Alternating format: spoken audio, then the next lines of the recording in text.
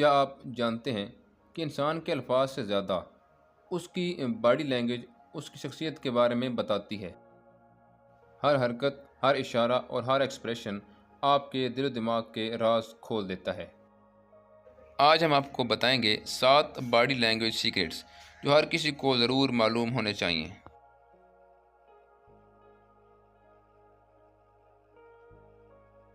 Number 1 है हाथों की हरकत। हाथों को छुपाना या जेब में डालना बेएतमादी को ज़ाहिर करता है।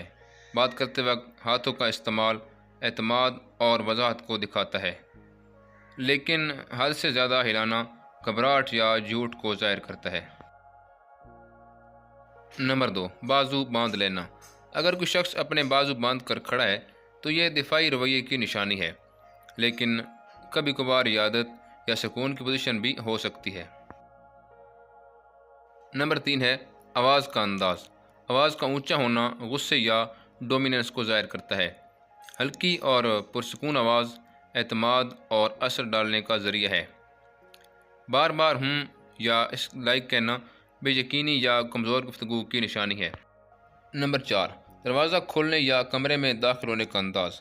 जो शख्स पूरे एतमाद से कमरे में दाखिल होता है वो लीडरशिप दिखाता है।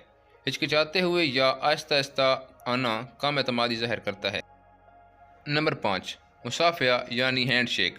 मजबूत हैंडशेक एतमाद और मजबूत शख्सियत की निशानी है।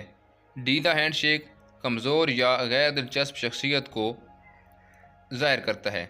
ज़्यादा सख्त हैंडशेक मगरूर या जारहाना तासुर देता है।